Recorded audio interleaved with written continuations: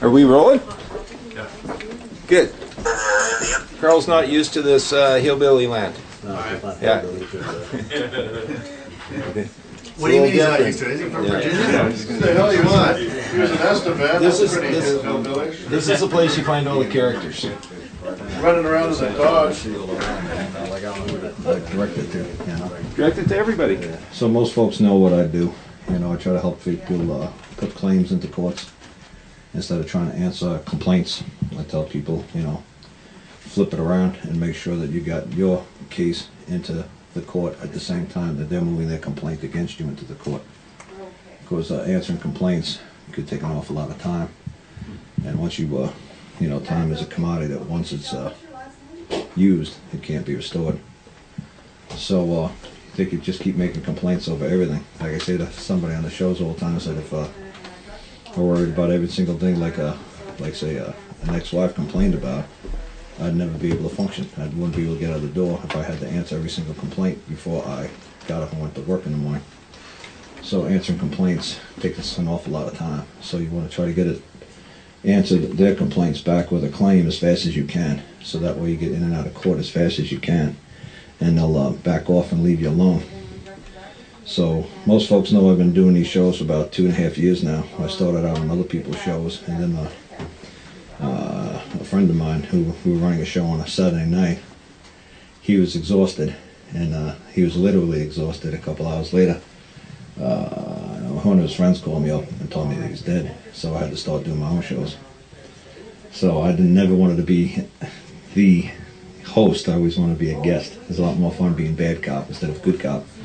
So I kind of got to be nice, and that's not really my specialty. My specialty is getting in and out of court very fast, and I don't care if I hurt the other side's feelings, and I'm not playing the game that they like to play. I'm playing to get out of there and go home and be let alone. So like I said, most people know why I started this, right? Most people know the state of Alabama took my kid, right? Yeah. Yeah. Really simple story. I'll do it really quick.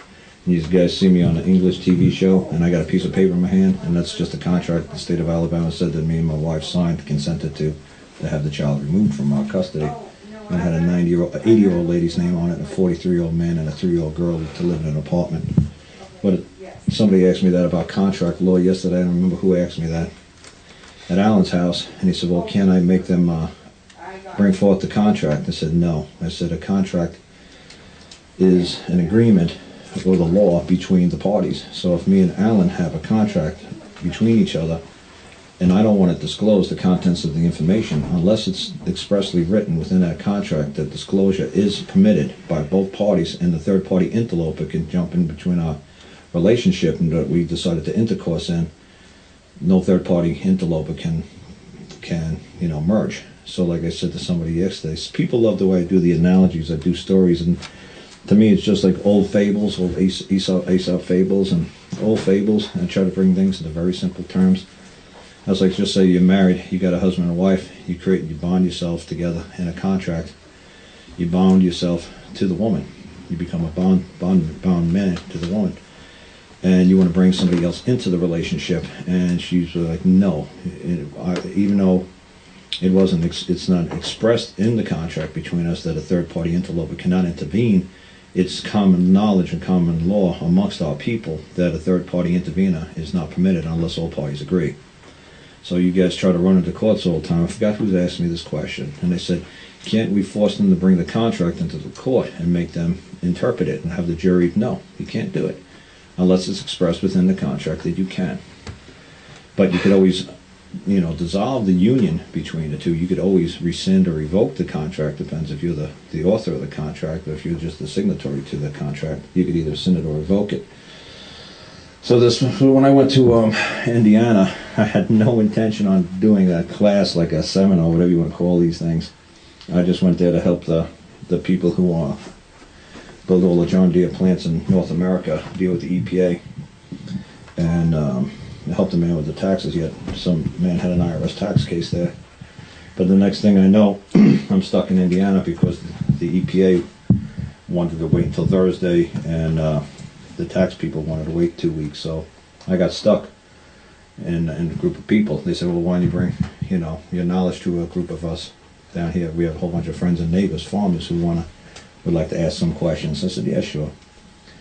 So Sunday, when I got there, I just wrote down, like, say somebody wanted to talk about CRA or IRS, and somebody wanted to talk about bankruptcy, and somebody wanted to talk about, say, child support, and some people wanted to talk about property taxes.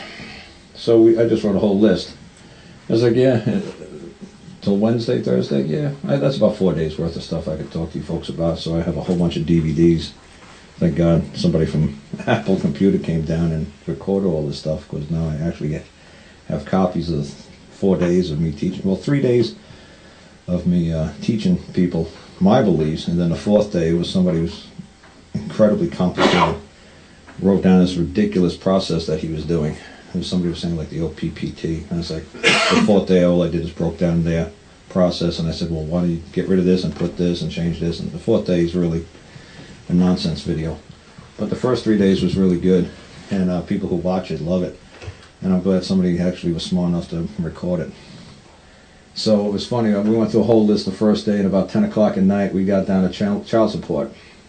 I said, who was asking about child support? I'm like, this guy. And another guy said, I picked on a little Irish guy down at the end. He was in the front row. I said, hey, what seems to be your problem? You know, why can't you pay child support? He's like, I ain't got a job, and I drive a moped, and, you know, make a couple of dollars here and there. I can't pay child support. He says, because I ain't got no money.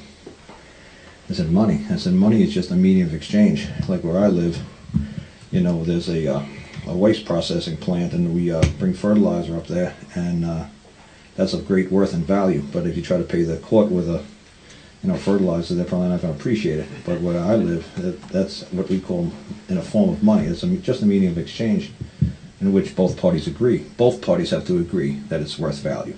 You can't say manure is worth, and you have to dump it on a court's lap and say, accept this because this is a medium of exchange. No, both parties have to agree to that it has worth and value. So I was getting really tired. It was like 10 o'clock at night, and I drove all the way out there to Indiana. I said, how about we just wrap this up, and we'll do this first thing tomorrow. We'll pick up with you, deadbeat dad, okay? And he was like, he was just like, okay. So he didn't show up. Obviously Tuesday and Wednesday he didn't show up. So next Sunday I got a phone call from him. He says, I got to go to court at 9 o'clock in the morning. And I said, what are you going to court for? He says, well, it's sentencing day. I said, I got sentenced to 4.5 years. So it was either 4.5 years. And they're going to like take me away today. I said, oh, isn't that special? You know, he's like 57 years old. I said, wow, so you ain't going to come out till like you're 61? And he's like, yeah. He says, it's going to be, he says, I was hoping that I could find some money. I said, money? I said, you mean like green pieces of paper? Well, Canada's brown pieces of paper? He said, yeah. I said, that's not what money is. I said, but you just keep believing that. I said, and go spend 4 years in jail. I said, how about we, I said, tell me what's going on between you and your wife. And he says, well, he said, I spent $9,000 this year fixing the roof on our house, and we get along great. The only reason why I got divorced from her is because the kid needed medical services and food, and I couldn't provide. But me and my ex-wife get along great.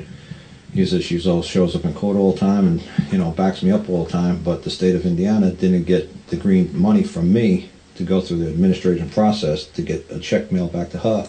He says when I could just hand her whatever she needs on the other side of the sofa, I could just say, here you go, honey, here's the money. So they got divorced for economical reasons. They didn't get divorced because they hated each other.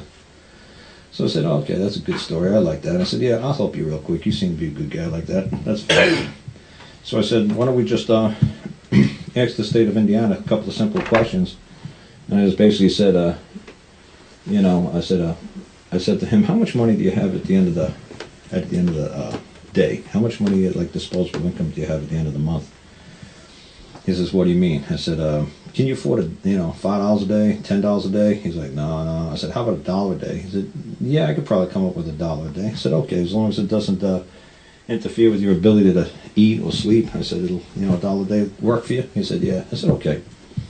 So I just sent a nice little easy letter to the prosecutor, whoever's prosecuting the case, who's ever the plaintiff, who's ever the movant, the plaintiff, the movant, the petitioner, the prosecutor, who's ever case this is, You know, I just like, oh, hi, oh, good. I see you got a case, and I heard you invited me into your case.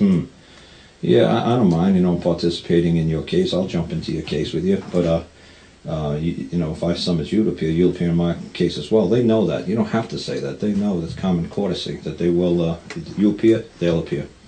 They know the rules of the game. It's our belief in our society. I invite you to my party, you better invite me to yours, or whatever, vice versa. Everybody knows that's, you know, common decency.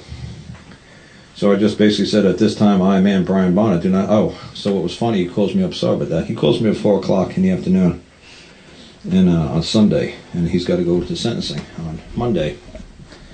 And I said, well, what happened to you on Monday, Tuesday, Wednesday? He said, well, it kind of embarrassed me. He called me a deadbeat. I said, yeah, because it's simple to pay off your debt. What, your mom and dad didn't teach you how to pay off debt? He's like, no. I said, huh.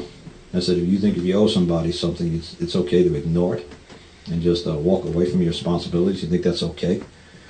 He said, well, I said, no, your parents taught you better. And if your parents didn't teach you better, you know, go kick them in the pants, because there's no way in the world your parents didn't teach you this. I said, you just didn't understand what they were trying to tell you. So you always try to compensate anybody for anything that they believe is due, and that you also believe is due and true and is owing. So, you know, what happened was, when he called me up, I wrote him, I guess what you'd say is notices or letters, however you'd like to, documents. Just make it simple. I wrote him some documents to put into the court the next day, and to place into the other side's case. And you basically, when you want to put something in somebody's case, I try to explain to people, a case is not, it's a casing. It's just a carcass. It's just a, in the olden days, believe it or not, if you go to find out what casing really was, it's basically like a corpse, like a carcass. So what you would do is you bring your case before the court, and thousands of years ago, basically whatever food that you brought before the court, like you take a deer and you throw it in front of the king, and the king would say, oh man, that case smells, it's no good, get that case out of here. Or, oh, the court's pleased, we'll accept your case. That's where it literally came from. So what I try to tell people in more modern times, I said, well, this is my case that I am going to ship over to, say, a court in India, a place in India. So I take my case, I open up my case, and I take my suit, and however I design my suit or stylize my suit, and whatever accoutrements like buttons or threads or lapels I put on there, I don't want anybody to tamper with it. I don't want anybody to touch them. I want them to leave my suit the way I placed it before my case. I want my case sealed until it gets delivered to the persons on the other side, like the jury. I don't want the court clerk. I don't want the magistrates to open up my case, rearrange my suit, say, oh, we got to take this thread out. We got to take this silver thread out and put tin thread in, because you're going to destroy my suit. So just leave my suit alone. So that seems to be a lot of problems. What people have is the court clerks or magistrates try to micromanage your case, and they're not there to give me any kind of a legal opinion, and they're not certainly not there to give me any. They have no lawful authority to trespass on my case, because as far as I'm concerned, there's only two wrongs: it's a trespass and trespass on my case. That's the only two that I believe that exist. My belief that exists on planet Earth is you trespass means you've done something wrong to me. And wrong, like I say to people, is the worst word you could say is wrong. Because wrong is not the same thing as illegal. Like one day it'll be legal to grow one pot plant, 1,000 pot plants, 1,000, 10,000 pot plants. It'll be legal. Or there's some places in Canada, I'm sure right now, that could grow tons of pot. Like a university could probably grow it, or an agricultural division could grow it. It's legal for them, but illegal for, let's just say the average citizen. But wrong, I say to people, that's one of the worst words you could say in court to a judge. You could say, well, what are you doing, Judge? He's illegal. He's like, legal today, illegal tomorrow. That's okay, The code reads this. That's what you interpret the code to read. That's fine.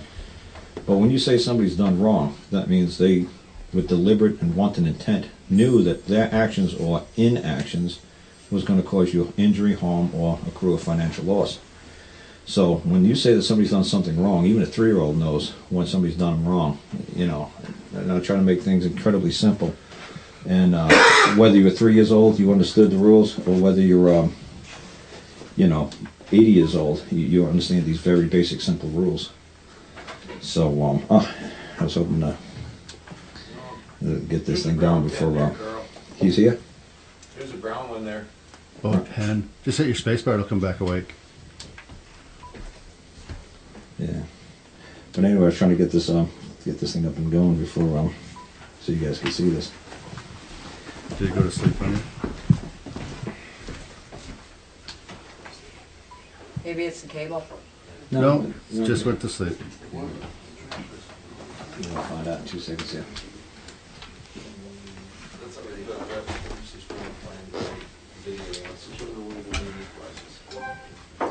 Yeah, I don't know if the battery died. You needed power? Yeah, this kid went down to the house to pick me up though. I got a plug. You need your adapter? Yeah, but, his brother, his son went down to the house to go get it. Right here? There we go. Thank you. He's on it? Yeah. Good timing. Pulling this out. That's great. That's dark. That's good. Yeah, so like I said, I was given, at 4 o'clock in the afternoon, Brian called up with the guru of Indiana. And the guru of Indiana, his name is Denny, he's a real nice man. But I kind of feel bad for these gurus, because he told me, the guru, I think he's 50, I think he's also 57 as well. And he said he's been doing this, dedicated his life, he said, since 25 years old, when he went down there with a whole bunch of other freemen of Indiana and tried to arrest the governor right from the state capitol. So that didn't work out very well for these guys. And but he's devoted, so much of his life. And this man makes things so complicated when things are so simple that it's sad to see him so frustrated. And I'm hoping that he's going to get, to understand what I'm doing before he gets too much older. That's the 4th day. Is that man, the guru? He explained every single thing that he did, and then I just went back and micromanaged it. And I said, why don't you chop this down, get rid of this, and that was a whole day of that. If you go to my YouTube channel, that's the only thing you see is that man. His name is Denny. You see him on a whiteboard, and if you can understand what we're talking about, that's amazing. Because I just took a 5-minute clip and uploaded it just to see how you upload videos to YouTube. That's the only reason. That's the only thing on my YouTube channel right now is Denny, talking about his process. But like I said with Brian, I've sent him, I think it was 23 or 26 versions of what I would write, if I was him, what I would say in court. But like I said, I had to ask Brian, what was the reason why you're in court? Basically I asked him, what, grade of education do you have? And he said, I basically have have a 3rd grade education. I said, okay. So because a lot of people are looking for this stuff, and it's funny, a lot of people come running up and they'll start copying word for word verbatim, and it doesn't work that way. It's not a template, and people are always looking for these silly templates. And templates is what the legal society uses. But a man has to stand on his own 2 feet, and you have to say what's from your heart, and a judge will be able to tell if you're sincere or true or real, or you're just memorizing some ridiculous script. There's some ridiculous script that was going around. And somebody named Gordon Hall, who's now a guest in the federal penitentiary, he had 37 words that he told people you had to say. And when a court judge starts to hear this, they realize you have no clue, and you're just trying to scam the court, and they're not going to put up with it. You've got to talk like from the heart. So I said to myself, if I was a 57-year-old guy, I had a kid, and trying to stay out of 4 years in jail, how would I write this? In what manner would I present this to the court? So the first thing I brought was that I'm more than glad to pay the debt. There's not a problem with that. And the next part of it was, now I'll be glad to pay the debt, but are you going to come forth and claim that there is a debt?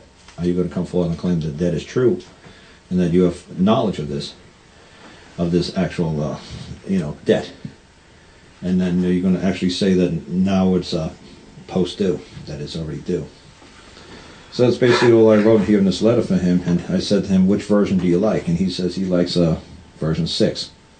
And I just offer child support at this time. Yeah. So I sent, it was like 23 versions I sent to him.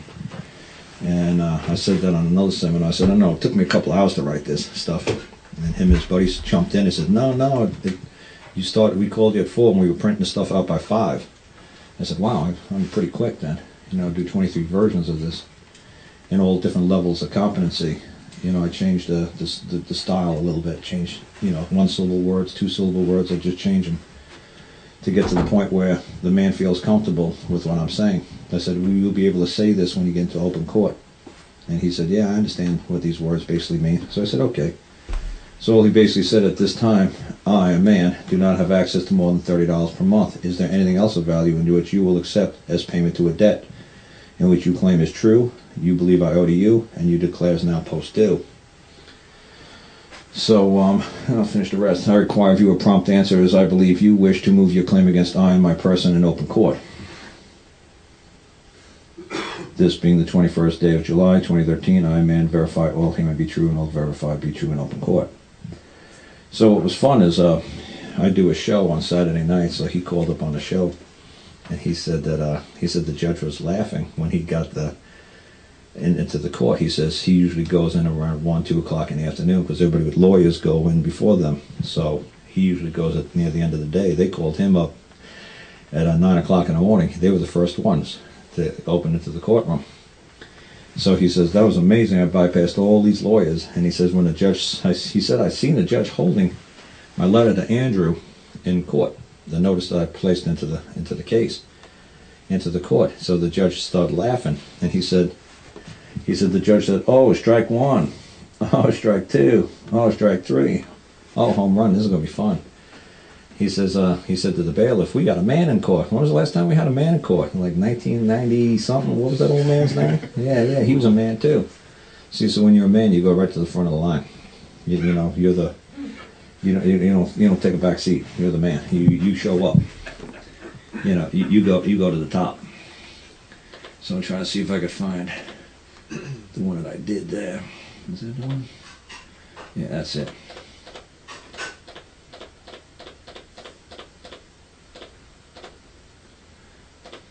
What I say, like I say to people, everybody in court there's a hierarchy. Everybody heard that the judge is like the 800-pound gorilla in the room, and you don't want to mess with him. Everybody's heard that like expression. That's right, because there's a hierarchy. Everybody knows, like, if you have like a hierarchy, like a triangle, like there's some sort of creator. Something created all this. Like, thank God I'm here today. You know, thank God everybody made it in one piece. That's amazing. So there's a one something that everything came from. I don't care if you're an atheist. It came from one particle of dust. Something came from one. There's a hierarchy where everything came from. So the next under what whoever created man, you know, you could be a judge if you decided to act in person. If you decided to act in the public as a judge, you could. But everybody knows that the judge just acts as a judge maybe 8 hours a day. The other 24 hours a day, he is a man. He's always a man. He'll never be anything but a man. Could he act as a judge? Yes, you could act. He could act as anything he wishes to act. But he's always going to be a man. And everybody knows that the judge has authority over a defendant or a prosecutor. So there's the hierarchy. So that when the judge realized there was a man in his presence, he's like, oh wow, you know, we got one of our creators. Because man created judges, no judges created a man. So the judge understood, oh wow, we got a man. We got, you know, like, who else knew this? You know, well, didn't they remember the old man back in 1990? He explained to us that he was a man and that we're just acting in the public. Yeah, that's right, you're just acting in the public. You're not a man. So let's do that one real quick here too, because people don't understand this thing. This is really very simple, basic concept. And people don't understand this very basic, simple understanding. Everybody always says this, are you here in person? Like, here in person. It's like, you mean, am I here in person? I'm hiding behind a mask? Is that what you're saying? Like, I'm cloaked? You know, is that what you're saying? So see, that Etruscans, I go back, when I do etymology, I actually look for the original meaning of the word. Because when you're in court, in these public courthouses, through their legal society, they're using the actual root of the word. They're actually going back to where it began, where it came from. So, like I said, the judge understood what I was trying to say. That I and my person are going to be in open court. You know, I, and as I, with the lowercase I, everybody understands, you know, capitis, minimus, maximus, medius, right? Everybody understands that? Everybody understands uppercase, lowercase, almost everybody in this place does. Right, so if you have an uppercase I, it's basically you decapitated You took the head off of it. It's a dead entity. It's like drawn and quartered. It's like an uppercase I. So when everybody says, why do the lowercase I? It's because I represent the Creator. I created you. I created this court. You know, man created you. So I'm here as the Creator and as in person. I have a mask. I am wearing that as a, a citizen, or that as the defendant. But at all times, you do realize you also have the Creator here. You do have man here before you in this court. I will accept the role. I'll put on the mask of like say you're going to go to a venue, a dance venue. Say you're going to go to a formal ball, or you're going to go to a polka or a square dance or a costume ball. I'll wear the mask. I'll put on the uniform or the cloak you want me to be, how you want me to address the court as. But at all times, you do know, you still don't have authority over me. You still know I am a man. So you're going to treat me as such. So the judge had a really good time, and with laughing about just reading these 3 little questions, what he wished to address to the court that day. So the younger prosecutor said to the older prosecutor, are you going to have to answer these 3 questions? And the older prosecutor said, we'll soon find out. So it's funny, I asked Brian, how did they treat you in June before you, because when he came back home, he called me up and told me. I said, wait, save this for Saturday's show and we'll record it. So the June before, he said that he put some manifesto and stuff that he found from his buddies, all the sovereign nonsense. And when I write something, if it's more than a half a page, getting close to 1 page, I start getting nervous that I'm saying too much. It's not required. There's no reason why. This needs to be, a page, 2 pages long. Well, it's 20 font. Yeah, it's like 20 font double space. So I try to fill up the page and make it look like there's something. Can you expand that, Karl? Expand what? Oh, yeah.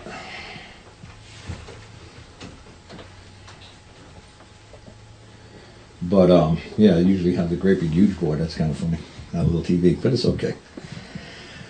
But like I said, he said in June, he said the prosecutor kept doing something behind his back, and his friends who were in the courtroom said he looked like he was trying to place a crown on your head.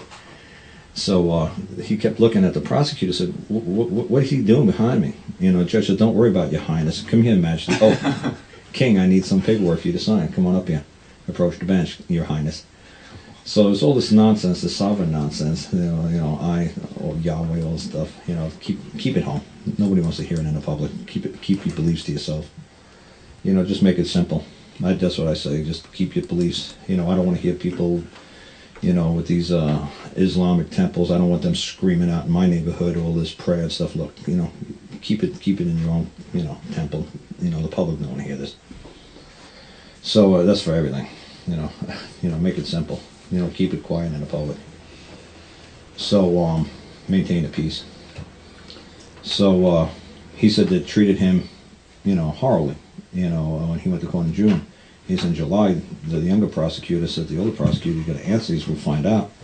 So the older prosecutor, as soon as the judge, convened the, started the court up, said, "Are the parties present today?" And he said, "The state of Indiana stood up and says, well, we wish to request a leave of court for 30 days because we have a very important document just handed to us by Mr. Bonner." And the judge said, "Well, okay, hold your horses. We'll see if Brian will grant it to you." See, because at that point, the judge always granted them leave of court. But he's like, no. The judge realized, I'm not in control here. There's a man here. And we'll see what the man wants to do. But the judge didn't literally say, we'll see what the man wants to do. So he says, no, we're gonna have to hold on a request until we find out what Mr. Bonner wants. Mr. Bonner, the state of Indiana is requesting a leave of court. How do you wish to proceed? Do you wish to grant them leave? And Brian had no clue. He said, what's going on? He said, I don't know what this is. He says, what do they want? He said, they want to come back in 30 days and answer your questions. And Brian was like, all right, 30 more days of sunshine and freedom. Oh, yeah. I'll give him whatever. They come back in 30 years. I don't care. So Brian, that's what he told me. He's like, oh, wow, 30 days? He says, I'm going to walk out of this courtroom? Oh, my God, the courthouse, and I want to see sunshine? Oh, great. So he said, yeah, he says, that's what he said to me on the show. He said, yeah, he said to the judge, yeah, he seems to be a pretty nice prosecutor. They're pretty nice. They've been pretty nice to me all along. And he said, they treat me like dirt. Because when you see this man, he's like about this tall, red hair, freckles. His name is Brian Bonner, but it's like, you know, like everybody calls him Boner, you know, so half his teeth are missing from fighting his whole life. Little red-headed guy, so he had 3 strikes against him from day one. So, poor little guy. So, everybody bullies on this poor guy. So, they mock this poor guy. He's like a perfect court jester, you know, so, feel bad for the guy. So, that's why I wrote this thing for him like that too. He was a good guy. He was worth saving. A lot of people are like, huh, okay, too bad. You know, you pay the, you know, you get what you paid for. You know. So, but back to the case that Brian said that the judge said to him, like, what do you mean? You know, why are you asking me if he could have another 30 days? He says, well, you put some document before the court, and you would like the state to answer some very important questions. Would you like the state to take the stand and have the state of Indiana answer your questions? He's like, I can do that? He's like, yeah. He says, what? He says, you want to prosecute the prosecutor, go right ahead. And he's like, I could do that? He said, that's what your paper says you want to do. So, yeah, go ahead. He's like, nah. He says, I'll give the state an extra 30 days. He says, you know, I don't mind. And the judge like, you sure? We could just wrap this up today. And the judge, no. We could wrap it up, close it, seal it, and be done. Everything against you would be discharged immediately. You sure? And he's like, yeah, you know, I'll give him 30 days. There's no reason to give him 30 days. You know, these are simple questions. They've been building this case against you for years. They know that if it's true or not. Just like if you said to me, if me and Alan had a dispute, and I was dragging Alan into court, and Alan said, well, wait a second, Karl, do you claim that, you know, I owe you a debt? It's true? Oh, you better believe I'm going to take that stand and say, do you believe I owe it to you? Oh, there's no doubt about it. And you declare it's now post due. I got proof. I got 100 people to back me up and say, you know, you ain't paying me a dime. So yeah, can I take the stand? Absolutely. Could the state of Indiana take the stand?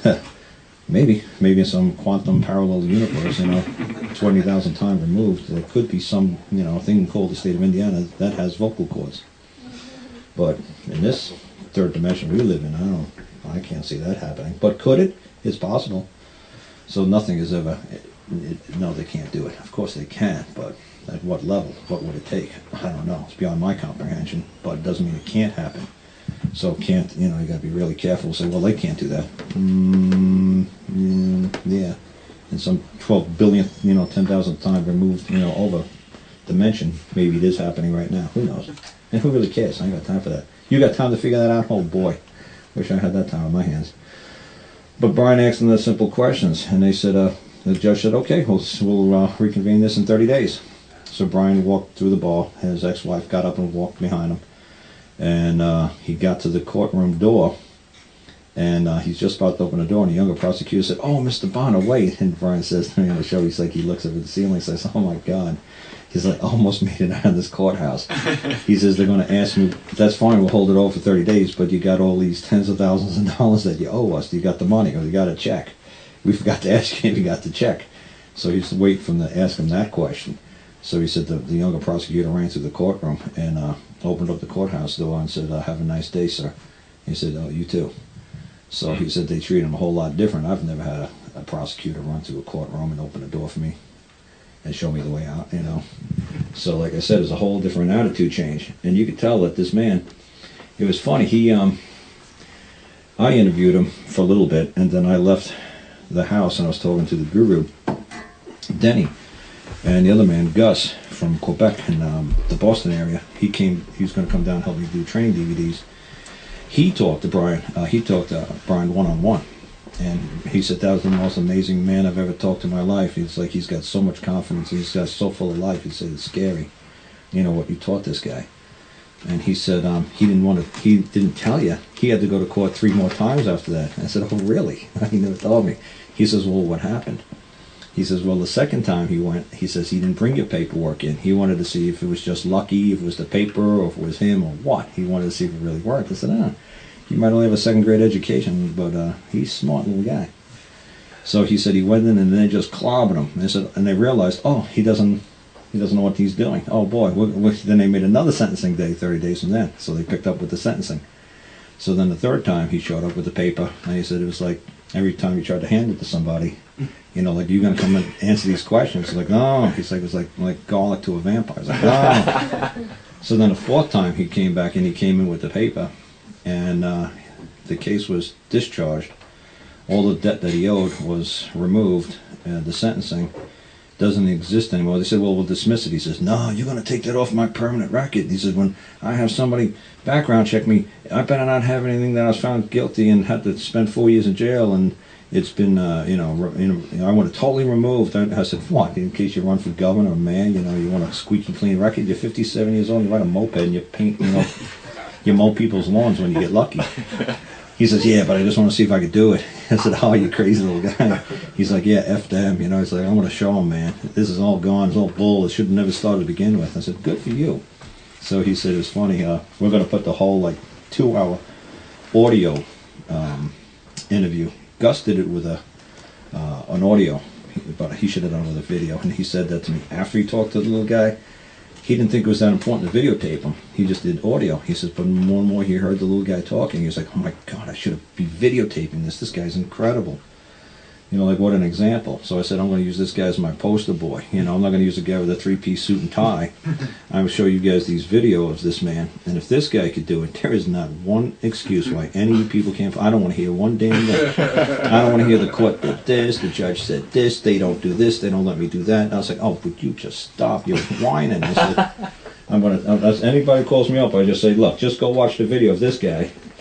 And, yeah, that's a pretty good description of him, I think. I said it's about this. He looks like like the Lucky Charms elf. I always say he's the unlucky Charms elf. He looks like nothing but bad luck has happened to this guy. And he's a Lucky Charms elf. No, he's the unlucky Charms elf. But yeah. Oh, shame. Oh yeah, a real nice guy though. But it's so much confidence now. It's so funny because what was great is the guru called me up on my show in September, and he's like, hey, I went to court 3 times, and I lost 3 times using your stuff. I said, oh, really? You got the transcript? He says, yeah, and he started reading. I said, stop, you lost jurisdiction right there. And I said, give me the next transcript. I said, stop. You lost. Within 60 seconds, I said, stop. I said, read the next one. Stop. I said, when I get to Indiana, I'll open up the transcripts, and I'll show you where you lost jurisdiction. So when I brought Gus and Guru, they show this guy actually has transcripts, plastic bound transcripts with spirals. So this guy's Guru's really intense. My transcripts look like I just rolled it up in my back pocket. I couldn't care less. So when he opened up the transcripts, I read, that's what the prosecutor said, that's what you said, that's what the judge said, you lost jurisdiction there. Let me see the next one, you lost it there, the judge said that. The next thing you said, you didn't rebut it. The case standard true, da-da-da. Judge said that, you didn't rebut it, stands true. He's got jurisdiction control, so all that other paperwork in that transcript I don't need to read. You lost. You had a case, you lost it that fast. So I said, you better learn how to hold your court. You better learn how to have control of your court like your children. Like I say to people all the time, I was down in Texas. I just came there, I think 2 weeks ago. Some man called me up. A lot of fun. Because he told me, usually I don't just fly someplace, trust me, and just go. But this man had an IRS case against the IRS, and he was in federal district court. I said, wait a second, federal district court, that's impossible, can't be done. I said, you mean, why, is this criminal? He says, no. I said, why aren't you not in the United States tax court? He says, I was done with that, and the judgment's already been passed on me that I owe a debt and all this other stuff. I said, oh, really? So I was really confused. I had no idea. Thank God when I got into the district court, the judge said the same thing. When he opened it up, he said to the IRS, the United States Attorney, he says, what are you doing in my courthouse? What are you doing in my courtroom? Don't you have your own courtroom up the hallway? He's like, what are you doing here? He says, is this criminal? And he said, no. And I said, oh, good. I feel the same way. What's going on here? So what Texas did, Texas is smart. Is Texas, the IRS agent, or CRA, I guess, agents from up here, he admitted in open court that it's all administrative. We have no enforcement capacity. It's not written into our charter. We can't physically grab money from people. We can't physically take their property from them. We have to get you to order the enforcement, and then to the executive branch, and the executive branch could actually go out there and carry it out. We could get the U.S. Marshals in gear to carry out judicial orders, but we're just administrative. We are not an enforcement agency, and we're an enforcement division, and we're certainly not the executive branch. The U.S. government attorney did not say anywhere, not nowhere near that length. He says, but he says we have to get judicial authority before we could execute the order. That's all he said. But I just expanded on it for you guys because you wouldn't understand if I just said what he said.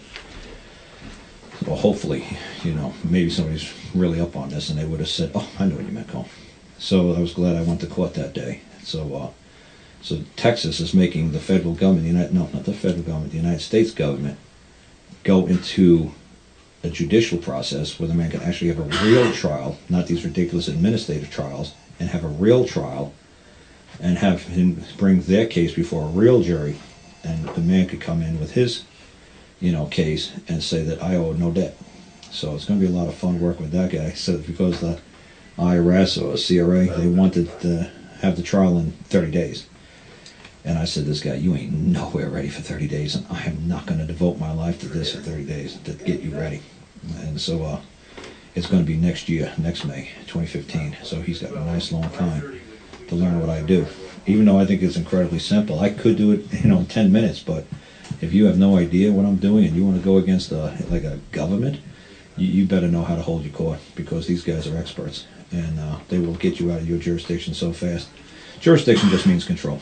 That's all it means. It doesn't mean anything else, because, like say, we in the United States, it does expressly say within our charter, our Constitution, that powers that the United States government doesn't have is still vested in the people. And all power means is that you have the right and the authority to control another man. Power means, like, if somebody's standing on my shoes right now, I said, please get off my shoes, you're hurting me, and they say no, I have the right to control them. I have the right to have power over him. I have the right to control him, to preserve, my, safety or my property. So you do have certain powers that everybody commonly accepts within our society is a lawful use of power. So the IRS simply explained we do not have the power to go and actually seize somebody's car. We don't have the power to seize somebody's house. We don't have the power. We're administrative. All we can do is create the documents. We got to hand it over to the judicial branch, and the judicial branch will take it over to the executive branch, and the executive branch will carry out the orders. So thank God he didn't explain it in that great detail in open court. But you can see the judge was still like a little confused, but I knew exactly what the United States government attorney was saying. I said, oh wow, Texas is so smart. I said, thank God you guys are starting to catch on board down here in Texas. So like I said with Brian though, like I said, I want him to just be my poster boy, because when you hear this guy talk and you see who he is and you realize he's got the court running scared, and nothing even exists on their records anymore about this guy or his case or their claim against him, and he has no attorney, he has no legal training whatsoever, he has no terms of arts up his sleeve, he got no magic words, he's got nothing. He just knows how to act in court and how to and how to act like a man, instead of like I said, usually the people who do best with my stuff, what we'd call like salt of the earth, you'd call like people, like land means people. If you actually look at Webster's dictionary, 1828, land, it means the inhabitants of the people of a nation. So land, so the people of a land are people who actually believe like there's heaven or hell kind of thing, or God. Those people get my stuff incredibly quick, because they all understand, hey, black and white. They're not very colorful. They don't have a lot of creative writing and language skills jammed into their brains. Because in law, when you go to law, good law is expressed, not implied. Because when I say to like a crowd, if I say to you folks, if I say give me the definition of the word blue, hopefully every single one of you people said a color. Most of you people didn't say is a way you feel when you're depressed at times, or a style of music that slaves were singing during times of captivity, or blues music. And hopefully you're not saying blues how I feel when I'm depressed. Hopefully the first thing that came to your mind was the color blue.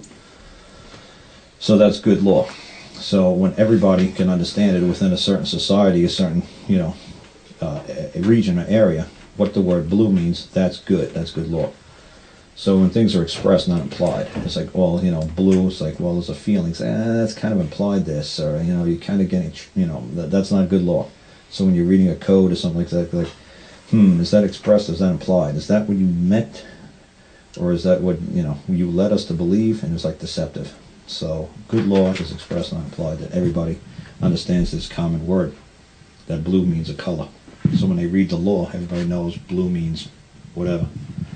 It doesn't mean something, creative, not creative language skills. But like I said, I'm just going to play this just a little bit. This is, I think it's only like a minute, but I just wanted you to get to see this guy, because I think this is like going to be a great confidence builder when I have these on my website. I'm going to put him in as my poster boy.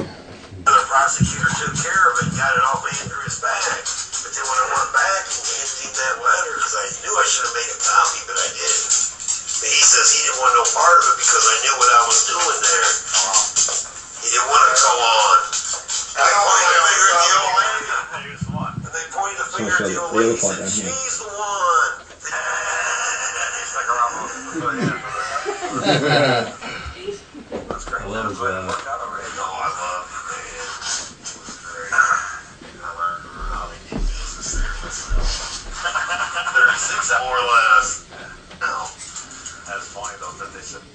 What's funny, the last part I asked him here is I said, it must be a lot of fun now when you go to court. That now you know what you're doing. He's like, more or less. Is like, honestly, I don't have a clue. But he says, it's nice to know that I know how they conduct business down there now. That he knows. He knows how they conduct business. So, but like he said, how does he do it? He said he really doesn't have a clue. But yeah, this is the part. What was that mark at? 1 minute and 58 seconds. Now you know what you're doing? Yeah, more or less. And you know, clue, but 36-hour course. He's like around most of the, That's great, man. I'm glad it worked out already. Oh, I loved it, man. It was great. I learned how they did business there myself. Well, we better get down to the next one. Yeah, we better Work down here. We better get down to the next man. There was a man from Detroit that was coming down to visit me. So I said, I better go down to the next man. But see, that's what he's saying. He says, well, 36-hour course, you know. Because it was like 36 hours. I did like 3 days. I guess it was like 12 hours each day I did it. So that's what I guess he was saying about 36-hour course, because those guys have the original hard copies of the seminar I did in Indiana. So he listened to, I guess, when I left, because he wasn't there for those two of the next 3 days. I guess he went back and listened to the other 36 hours. But see, that's what I'm saying, that this little guy could carry the day. I'm trying to show you guys that this isn't rocket science. And like I said, so many people keep coming up to me with these technical questions. I said, would you guys just stop? You know, what are you doing? You know, why don't you just make your own case, invite them into your case. They're coming into the public courthouse. So when they have their case going, why don't you just stylize your own case? So when you open up your case in front of the jury, the only case that's going to be presented to the jury is going to be their case. So they're going to open up their case. They're going to try on their suit before the jury. They're going to have a trial. They're going to put on their suit before the jury. And they're going to tell the jury, how do you determine the merits of my case? Don't I have a good suit? Isn't this lovely? Wasn't this evidence and everything wonderful? Wasn't doing put on a great show? And the only thing you're doing is razzing them, saying, that suit's no good. That suit's horrible. That's a horrible, lousy suit. That looks like crap. That's what you're telling to the jury the whole time, if you don't have your own case going on before the court. So I say to people, you let them open up their case, and then now it's your turn. You open up your case, and now you put on your suit in front of the jury. So instead of just razzing the other guy, saying, oh, his case is terrible, that's terrible, just say, well, that's great, he's got a good show, but I think I got one better. And that's all it is. It's all, the jury is just, like I said, watching an O.J. Simpson trial, it shows you, like, it's all theater, it's all acting. It's all, can you convince the other side? Especially like a jury. The jury just wants to be amused, like they say, they just want to be entertained. So if you can entertain them and you can, convince them that your suit and has merit, that is, should be given the award, like American Idol, like, hey, you put on 2 suits, 2 trials, 2 cases, good, and then the judge is going to decide, which one they like better. So like I say to folks, people always say, well, what do you want? You want a trial by jury? You want a guy in a black robe? And it all depends. Because obviously, you see a guy like me and say some 90-year-old lady or some 2-year-old kid starts crying like crazy that this man did something. I was like, I have no idea what this blind old lady, this 2-year-old kid thinks. But the jury is gonna hang me. And at least I know the judge knows the rule of law. The rule of law is that there has to be a third-party impartial witness. Must be able to present evidence under oath that I've actually was there and that they actually witnessed me doing something wrong. But a jury's just going to say, well, this 90-year-old lady in all these, she says she got a room full of nuns with her backing her up. I'm going to hang. They're going to hang me, just because she bring better people forward to say that this little old 90-year-old lady has never done nothing wrong in her whole life, and they're going to take a look at me and they'll say, oh man, look at the rap sheet you have. So, like the best example I could give of that is like, I was watching like a Judge Judy show, and I can't stand that lady, but it was funny. I'm glad I did watch it that one day. It was like 3:30 to 4 o'clock, and the commercials came on at like 3:55. So I was like, wow, 5 minutes of commercials. Wow, that's a lot. I was like, wait a second. They started another case. It's like, it's 3:56, 3:57. How's she going to pull this off in 2-3 minutes? This is going to be interesting. So it started, and it was funny. Walking down the courtroom was nuns, 2 nuns that ran an orphanage. And they brought a little kid with them, and the whole gallery was all full of little kids, orphans, against this black guy named Tyrone Johnson. It's like, whatever, here comes the defendant, Tyrone Johnson. So I was like, oh man, this is going to be a slaughter for poor Tyrone. He's gonna get his clock cleaned. So I said, that's why this is going to be so fast. So the ladies started the case by saying, well, we were driving the orphan school bus, and we're Catholics, so we usually forgive and forget, but we don't have a lot of money, so we can't forgive and forget it this time. We need the $500 that it cost us to put the bumper on the front of the bus. So the judge said, okay, fine, what's your answer, Tyrone? It's like, those like white crackers are crazy. I never seen them in my life. They just picked the first black man walking down the street and finger me and say I did it. And the judge said, case dismissed. And the nuns were like, what? What are you talking about, case dismissed? It's like, the judge was like, I seen that you have your claim here before the court, but inside of your case, I don't see any witnesses. Do you have any third-party impartial witnesses that saw Tyrone knock the bumper off the bus? And they were like, well, no, you got all these orphans and nuns. It's like, they're not impartial. They all have something to gain by testifying today against Tyrone. And Judge Judy's like, well, she's like, well, wait a second. The nun said, see, look, he gave us a phone number of his brother's salvage yard in the Bronx. We got there, it's like, he ain't got no brother works in no salvage yard. And so that's why we're moving it today. We're trying to collect. And she's like, nope, you got no third partial witness. He said, you understand the rule of law. He says, one thing Tyrone does understand, and you can see he's laughing his ass off at us because his rap sheet goes a mile long. He spent almost his whole entire life in some sort of state institution, correctional facility. He learned the law behind bars. He knows the mastery of the law. He knows exactly what is going to happen and what's going to happen if he just keeps his mouth shut and just says, hey, you got a third-party impartial witness to back any of that claim up? No. Well, then you know the rule of law, Judge, you got to let me go. And the nun said, and the judge was just like laughing at him. It's like, yeah, he's on parole right now. You think he's going to come to court and he doesn't have a driver's license? You think he's going to admit on television that he violated parole, so when he gets back home his parole officer is going to bring him right back into jail? He's like, he's never going to admit anything in this court. He's not crazy.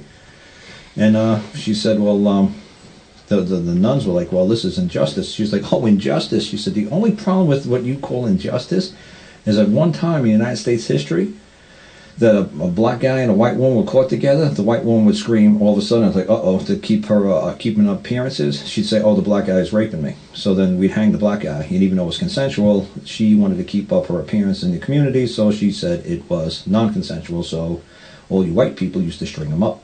So, payback's a bitch, now it's equal. Now you need a third-party impartial witness to say that this guy raped me. But if you get in front of a jury, some 90-year-old lady saying that I raped her, the jury's going to take one look at the 90-year-old lady and believe her, and they're going to rule in her favor. So I would obviously want to go in front of a guy in a black robe, or a woman in a black robe, and say, look, you know the rules of law. Is there a third-party impartial witness to verify any of this? No. Okay, great. You got to let me go.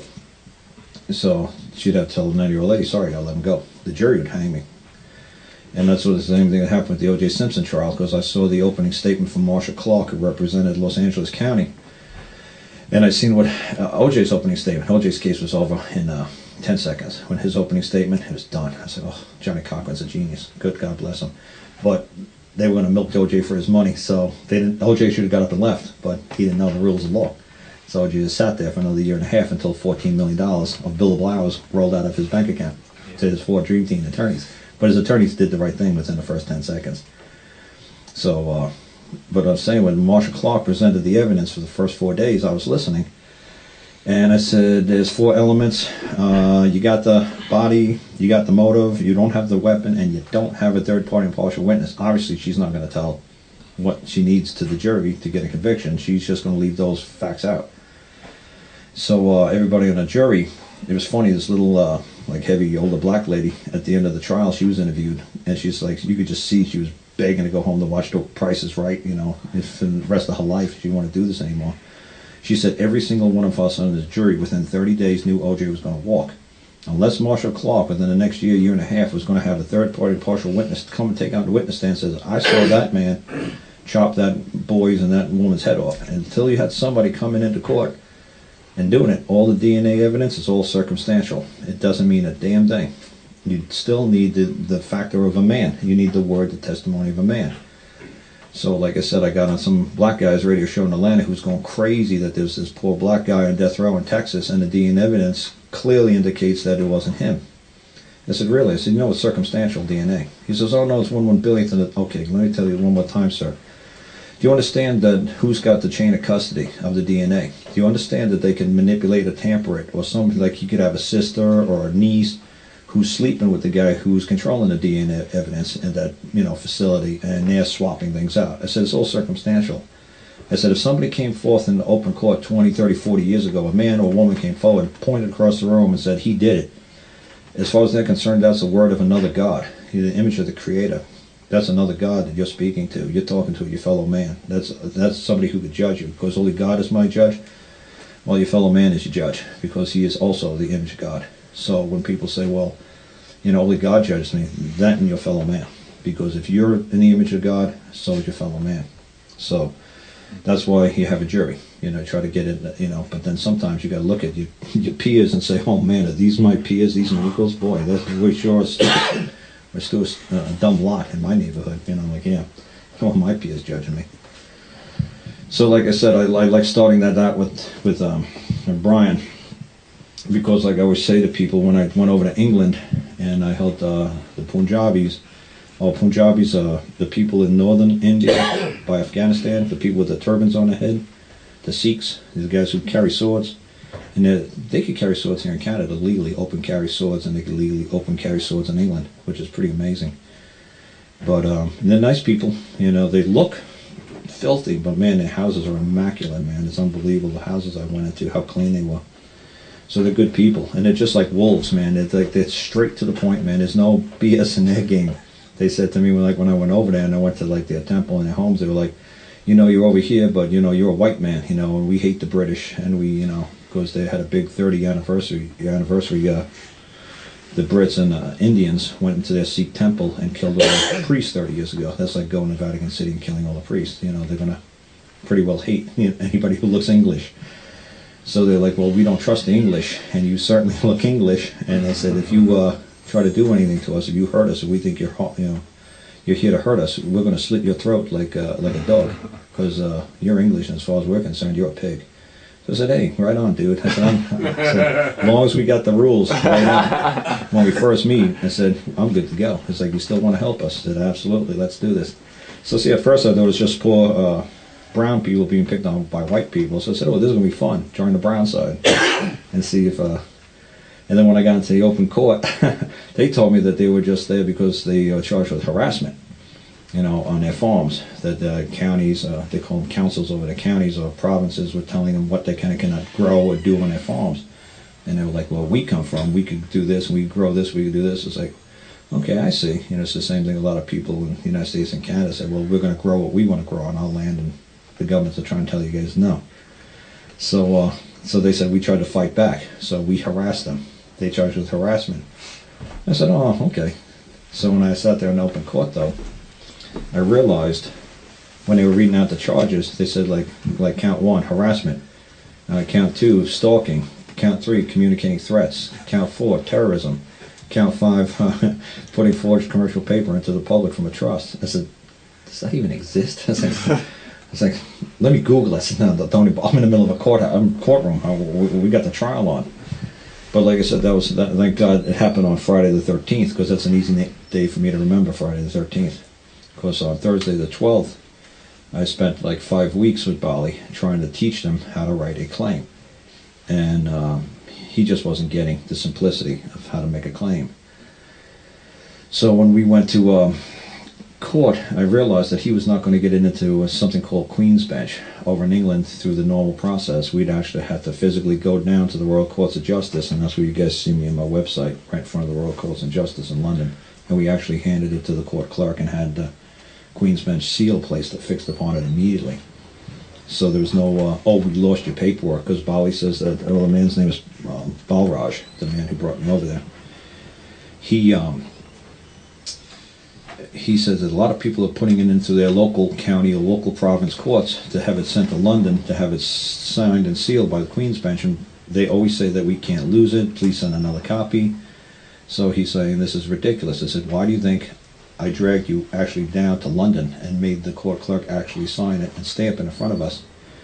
And I have a whole bunch of videos of me and Bali trying to find the Royal Courts of Justice, you know, because when we got there, they said to us, oh, you want to go to Queen's Bench Division Clerk's office? I said, no, ma'am, I don't want to go to the Division of the Crown. I want to go to Queen's Bench. I want to go to the Queen's Bench, the common law, what you perceive to be a common law, or claims court. I want to go to a claims court, not a complaint court. She's like, oh, you want to go, oh, we got like a, we call this the treasure map. If, you know, good luck finding it, and, you know, have at it. And what's funny is, me and Bali actually made videos of us, trying to find Queen's Bench. So good thing that I like puzzles and crossword puzzles, because the way that they were doing was like when we got to like a hole of mirrors, they were like, look in the mirror, but look, like remind yourself where you came from and follow that passage to like the next clue. It was ridiculous, you know, the treasure map. So we looked in the mirrors, and he said, remember where you came from? And I looked back in the mirrors and said, ah, there's the passage behind us, so we got to go that way. So it was a lot of fun just trying to find a court clerk's office. So what's funny is I'm going to actually find go to my website and show you a letter that somebody actually sent me when they tried to find Queen's Bench. This was a lot of fun. Here you go. It says, hi Karl, my name is Toby Lay, or Toby Lee. And I've been following you for about 4 weeks now, and I must say I love your simplistic style. A few of us went up to the Royal Courts of Justice yesterday and searched for the Queen's Bench. I got a map of the building, okay, because what happens is, well, he actually gave you a map of the building. Down there. That's me in front of the Royal Courts of Justice, and that's Balraj. That's one of the Punjabis, but that's the map. Because it's a lot of fun. They give you the map. And it's funny, if you actually go to the Queen's Bench Division, all you have to do is you walk through these great big doors, you walk around the reception desk, and you walk down a hallway, go through a breezeway, make a left, make a right, and your Queen's Bench Division Clerk's office takes you 2-3 minutes to get there. I mean, it's 6 miles of hallways, so, but to get to the actual court clerk's office, it takes you about a quarter mile. So it's not too bad, but it's all straight, basically straight line. I got a map of the building and searched high and low, and I admit I didn't get to all of the areas in the map, the treasure map they tell you to go, but did find myself in areas that not even the security could get in. I have attached a map and wondered if you could point out the area where Queen's Bench is, please. I never explored the whole building, but swear I was very close to it. I could almost smell it. That's how hard it was to find the court clerk's office. So finally, another group of people went down there, and Bali said, he said they sent me a video that they actually found it, the court clerk's office. He says like a whole bunch of them went down there like on a mission. They were going to find the Queen's Bench. They were going to find the clerk's office. So they said that they actually, and like I said, I have time of me and Bali finding the court clerk's office for Queen's Bench. And it was funny, when we got there to London, Bali was trying to, you know, he wrote this ridiculous claim. It was still, if you put it in normal, like 12 font, and space and a half, double space, it would take him 2 pages. But he made this little tiny font, and, you know, no spacing. So he said, look, Karl, I got it down like you, one page. I said, nah, dude. It's still ridiculous. It's still a ridiculous claim. But is that the best you could do? I said, you're going to have to live and die by this claim, because, you know, I'm not going to be here in England. So you're going to have to carry on your own. So I said, but is that what you believe is true? Is that what you believe is due and owed? Okay, we'll run with it. So we went down there on Thursday because Friday the 13th was the trial. And we just basically were going to put the claim in there. So there's a complaint before the judge on Friday the 13th, and there's going to be a claim before the court on Friday the 13th as well. So what we did is we went to London, and it's a ridiculous city. I mean, they got a huge beltway around the city, but to get for the last like 20, 30 miles, it takes you hours to get through the last 30 miles. So it's brutal. And the first 3 hours we flew right through it, but then the next hour we were going through bumper to bumper traffic. It's just wild. So take public transportation, don't drive. And they allow people to park on the sidewalks. It's great. England is great. All the cars are all parked on the sidewalk. All the pedestrians have to walk around the cars. It's great. You know, forget about, you know, pedestrians. So what was funny is when we got there, he was taking pictures of London. I said, dude, you know what, we better get there before 5 o'clock. He says, oh, we got plenty of time. It's only like 3 or 3:30. I said, dude, how about we just get the paperwork in, get it signed, get it sealed, get mission accomplished, then come out and take photos. Or come back next year and I'll do photos, you know. How about we just, I don't care about, you know, let's just get right to the courthouse and get our job done. So he was goofing around trying to play like Cool Hand Luke. I mean, he thought he was so cool. I was like, dude, he's like, oh, look, we got 3 minutes to 4. Oh, like 2 minutes past 4. I said, you think this is funny, huh? I said, you know, I'm a really cool guy, you know. He's like, everybody knows that. It's like, I don't wear a watch, you know. So it's like, everybody realizes, you know, I'm not stressing out.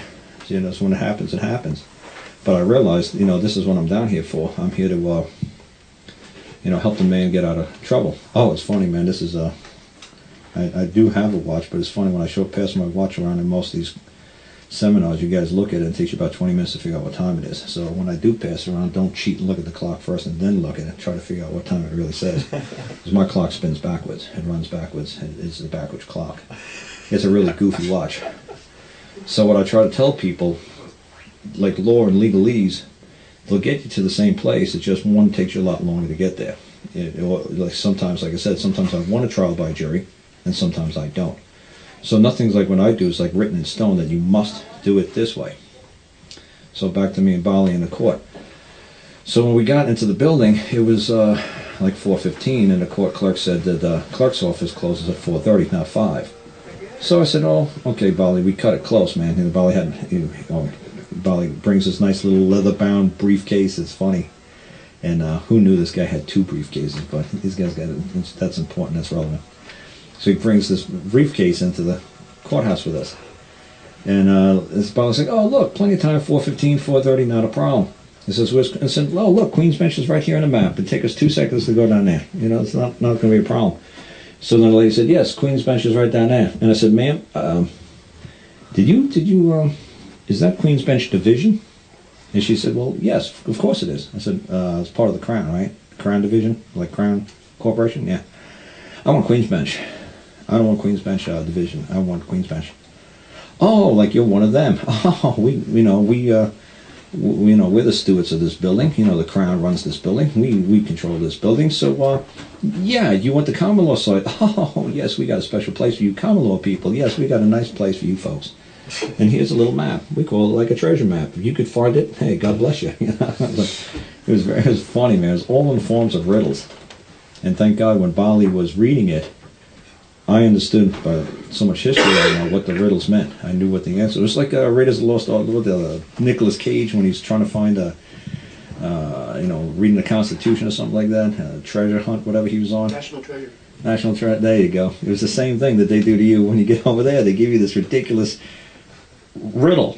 And as you go on through, like, okay, we reached a hole in the mirrors, we looked through, when we looked through, we go through. And it was like, look through, go through. We looked at, it's that way. It's like, he's like, what? It's like, you look through it to go through it. That way. Obviously, we can't go through. We're not going to throw a rock through this thing. No, they mean for us to look through it and go through it. It's like, got it. So this poor guy, he was like, well, I got the treasure map and I got the riddles, but I couldn't find them. He said, I couldn't figure it out. So I said, well, you better go with a lot of people next time, and maybe you guys could decipher the riddle, because it's going to be fun. So that's what they did. So what was funny is we get to Queen's Bench, and Bali's like, woof, we got there at 4:28. We saw the clock, and the ladies were starting to get up to wrap up the show for the day. And a big iron gate was going to come down. And Bali's like, woo, got it. So he opens up his briefcase to pull out his claim. He's like, I grabbed the wrong briefcase. I said, okay, smart guy. You know, we got lots of time. Why don't we go back and take some more pictures? I said, now what are you going to do? And he just panicked. I said, dude, you have to have a claim. First thing, 9 o'clock, Friday the 13th, there has to be a claim. I said, I'm not going to lie and bullshit and say there's a claim filed in Queen's Bench for you, and you're not going to lie about it. You're going to stand there and say it's true. We do have a claim before Queen's Bench. I said, you will put a claim before this lady right now. And it's funny, it's a nice black lady, Jamaican lady. And she's like, you folks having any trouble? I was like, oh, no. He just left his claim out in the car. She said, well, he's got 98 more seconds left. I said, oh, that's plenty of time to file a claim. We got this. So Bali's starting to sweat and panic. Now he's so uncool, it's not even funny. It's so cool to break that facade. It's so great to watch him just totally fall to pieces and panic. And he was like, what do I do? What do I do? Make a claim. He says, what? Make a claim. Make a claim like, you know how to make a claim, right? Claim that you discovered gold next to the third tree, past the second rock, and it's yours. Just make a claim. Make the claim. He says, what? I said, ask the lady for a piece of paper. I mean, he was panicking. He's like, what do I do? I said, ask the lady, does she have a piece of paper you could borrow? I said, ma'am, you got a piece of paper that you could borrow? She said, yeah. I said, okay, now, whose court is it? He's like, what? I said, it's your court, right? His last name, thank God, is Mann, M-A-N-N. It's the Mann court, right? And where are you going to be? You're going to be at Queen's Bench. I said, here you go. Mann court at Queen's Bench. There you go. Now, who's the parties? He says, well, what? What? I said, no, you tell the guy's panicking. He said, look, you got 73 seconds. Just relax. You got this. We're going to make a claim. Who's the parties? He says, me. I said, okay, I'm going to write me up here. Well, who am I going to put up here? He says, like Balraj Man. I said, okay, and you're going to be what? And it's funny because you see he's watching the clock. Like, Karl, just write the damn thing for me. He said, you're going to be what? You're going to do what this case? He's like, you're going to prosecute the case, right? You're going to pursue this into the court, right? You're the prosecutor. Prosecutor's a pursuer, right? You're going to pursue this into the court, right? Right, okay. We're going to write prosecutor. Right, with uppercase P, right? Not lowercase. It was so funny. I was explaining like this stuff, and I knew it was just making him sweat like crazy because the lady had a hand on the window ready to slam it down. So, and it's going to be time-stamped. It's going to be in before 4:30. So he's panicking. I said, now, who are you suing? Who are you going after? He said, the policeman, right? What's the policeman's name? And his name is Barry Rose. I said, okay, now watch. Put Barry Rose's name in there. What did he do to you? He said he did wrong to me. Good, good. So he's the wrongdoer, right? Okay, right, wrongdoer. Okay, good. Now, make your claim. And he was like looking at the clock. It was like 40-something seconds left. It's like, make your claim. He said, what do you mean? What did he do to you? I said, there's only two things he could do to you. Did he trespass upon you, or did he trespass on your case? You don't have a case yet, so guess what he did to you? He did a trespass, right? Okay, good. He says, what do I write? I said, here. Because I saw the clock was like ticking to the end. I said, just say, I, a man, claim the wrong of trespass. See Exhibit A. And he wrote that down. I said, now sign it. Write your name, sign it, and hand it to this lovely lady, and she'll stamp it for you. And I said, ma'am, is that a proper claim? She said, absolutely. And she stamped it, and he paid the filing fee, and she said, there you go. I said, now, Bali, he said, tomorrow, your exhibit, you can come back, or you can mail it to them. It could be 10,000 pages long. But you made your claim. A claim is like one sentence, two sentences, that's it. You made a claim. Somebody's done a trespass. So he did a trespass. And see Exhibit A. What's the trespass? You'll see it in Exhibit A. I said, see how simple that is? And he's like, oh. And the court collected. He said, yeah, that's fine by us. So 8 words. To me, that's got to be the shortest claim ever filed in Queen's Bench in the history of England. And I just did it on a piece of paper right there. Boom, done. She accepted it. Yep, that's a claim. That's it. So it's so funny. She says, oh, now you got to go get this recorded at the recorder's office. It was like, we looked at the clock, it was like 17 seconds left, and she says, where's that? And she says, oh, let me see that map they gave you. She said, it's right there. And I said, I said, I guess we're going to do some out-of-hours filing. And she says, good luck to you, sir. And she closed the window. And Bali said to me, what's out-of-hours filing? I said, oh, the courts are open to the people 24/7, 365. He said, what? He says, no, she said it's closed at 4:30. No. It's closed to the offices of the court at 4:30. I said, but to the people, the court's always open, 24/7, 365. And he says, what? I said, we're going to have to go file this thing out of hours. So, well, after hours, out of hours, after hours, however you want to say it. So he's like, I said, now let's go get your exhibits. Now let's go back out to the car and go get the exhibits and come back, I don't know, 8, 9 o'clock or whatever. We walk around, get something to eat, come back and we'll file this paper out of hours. He says, I said, just trust me, dude, it'll be fine. Don't worry about this, I got this. So we went outside, we got something to eat. That's when we took some photos in front of the Queen's Bench, you know, in front of the Royal Courts of Justice. It was nighttime by then.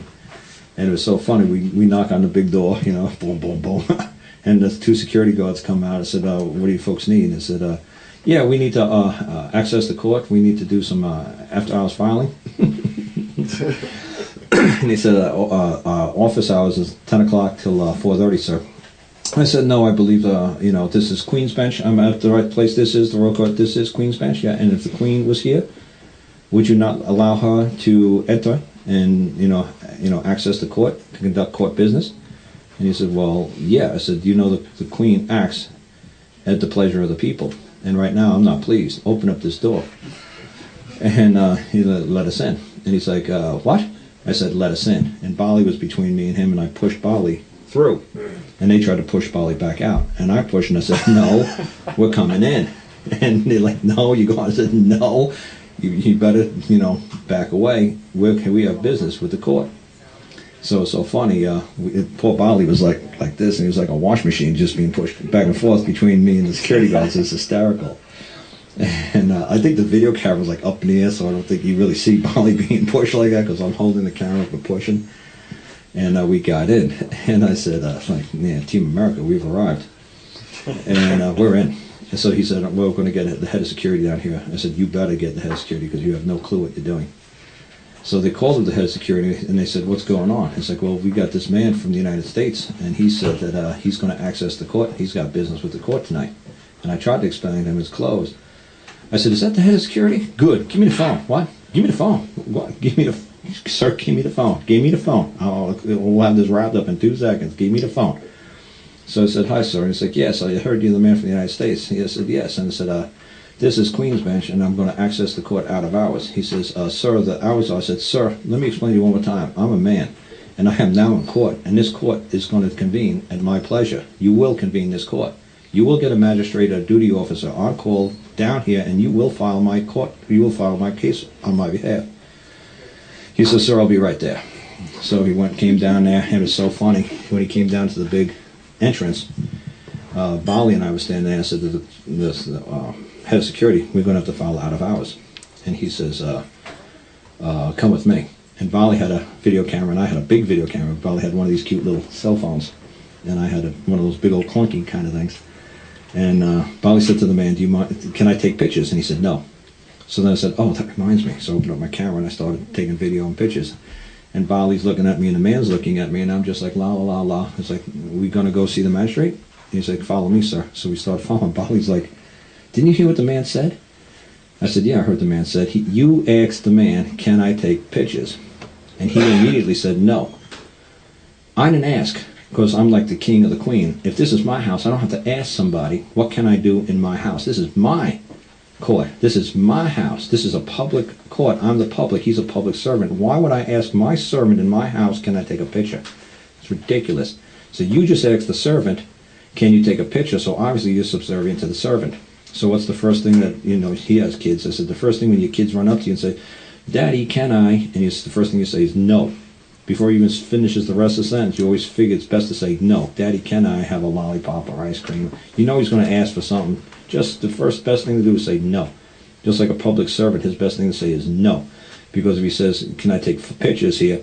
And you're walking around and you trip and you break your nose, you're going to say, well, he told me I could do this. You know, it's like you're going to push the blame on him. You're going to hold him liable.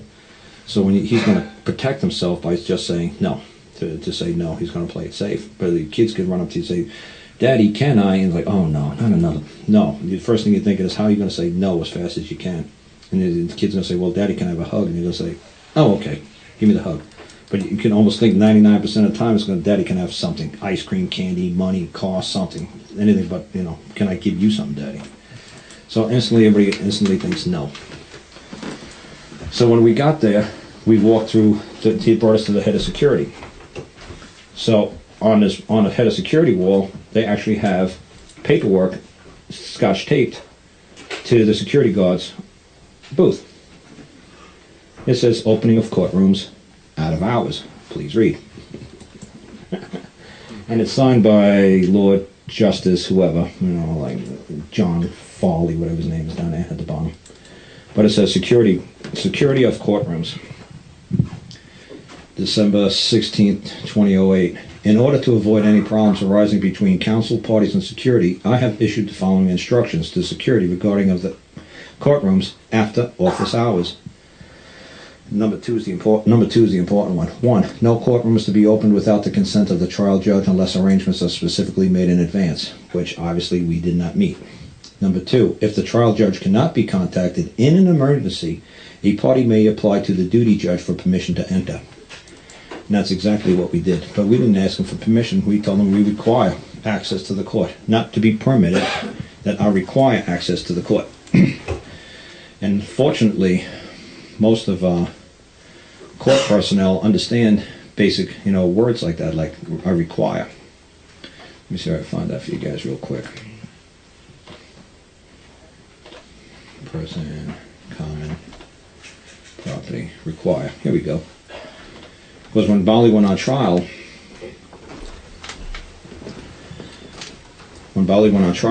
let me do the word person first, because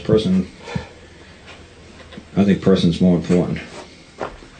But what happened with that, after hours filing,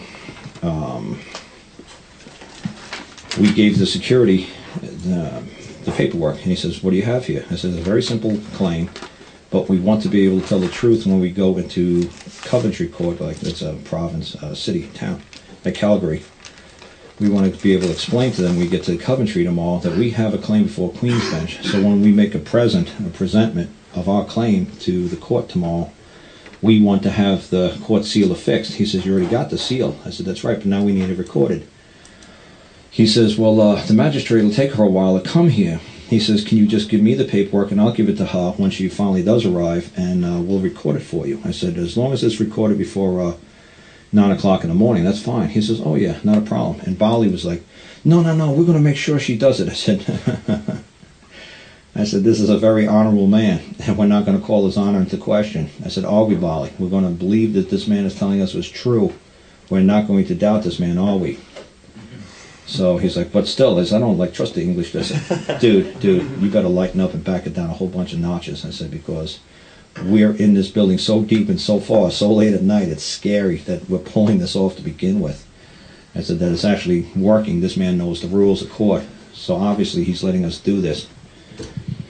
So it was, yeah. So then we left, and it was about 10 o'clock at night, and we went Coventry the next day for the trial. So me and Bali, we practiced together for weeks. We started we dropped his kids off at school, and at 8 o'clock he'd come and get me.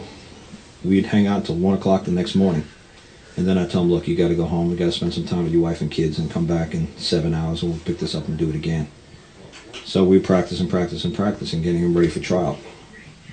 So when we got there for the trial, he is like you guys, like magicians. You guys are trying to learn simple basic tricks like pull a rabbit out of the hat, cut the lady in half. He's learning some basic simple moves.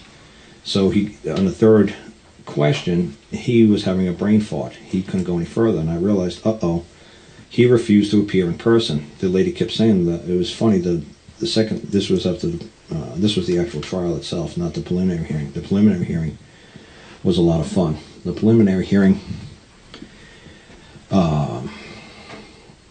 we went to, the judge I loved that judge, man. I gotta send him a thank you. I say it all the time. It's fun to talk to somebody who knows exactly what I'm doing, and it moves like lightning.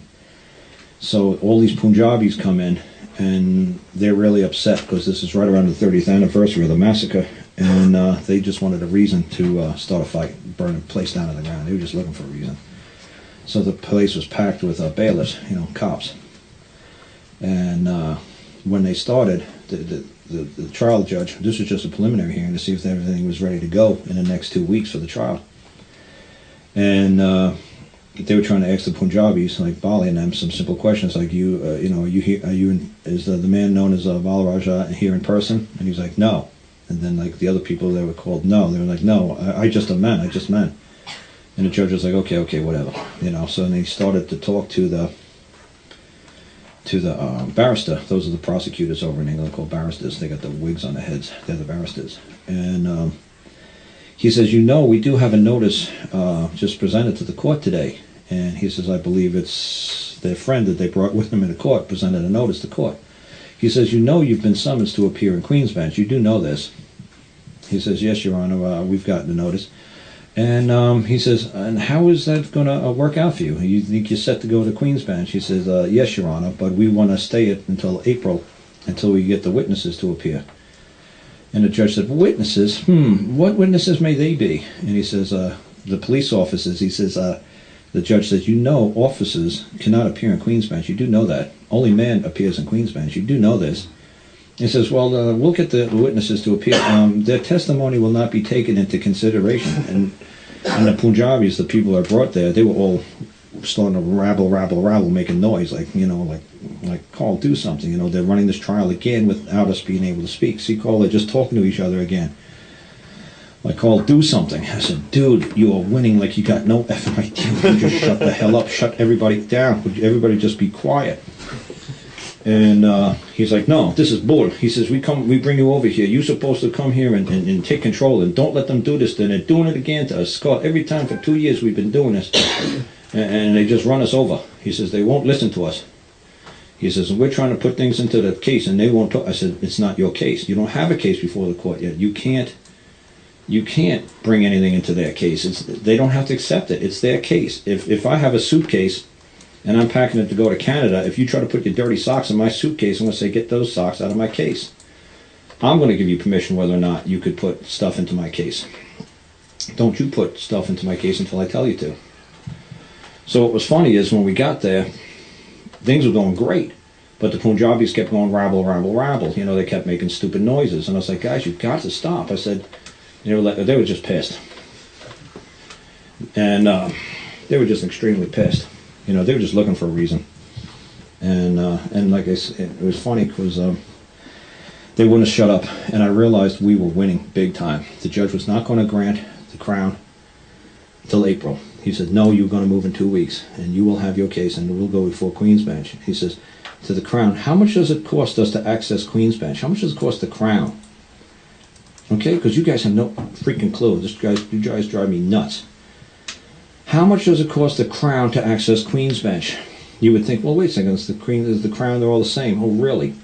The man said to the Crown, he says, it's $35K. So in Canadian money, it's $70K. $70K a day.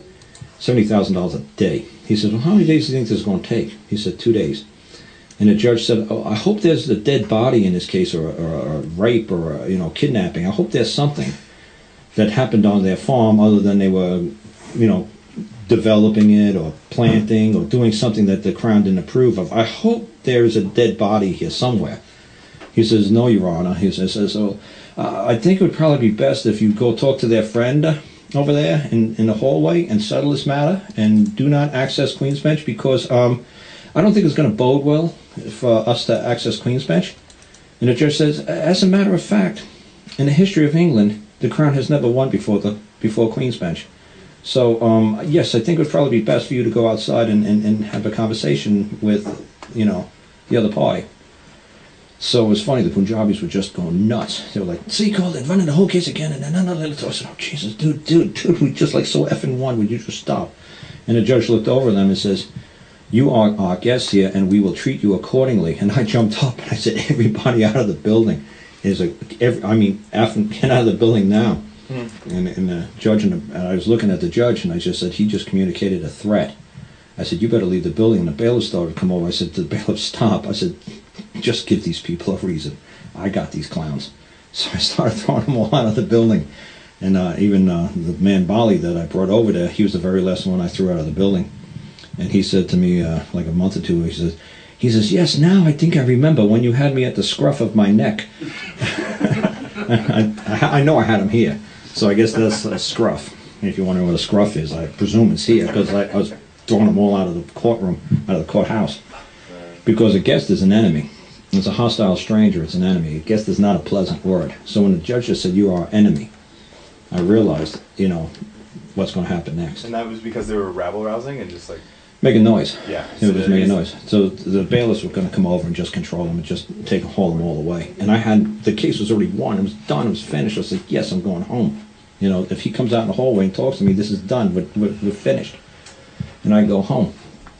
But if I went home, the Punjabis and you folks want to know a tenth of what I show you, because I've been done. I said, I communicated well with the judge. I communicated well with the barrister. The barrister would have came outside and talked to me. We would have squared everything up, and you guys wouldn't have had this great story how to access Queen's Bench and the trip through the castle. You wouldn't know what the word guest means, and you know, you'd miss out all this great details. So he says, yes, he says, when you had me at the scruff of my neck, he says, I remember what you were saying to the judge and the barrister. You said, we are guests in their court. They are going to be guests in our court, and we are going to treat them accordingly because they understand the rules of England as a common law land.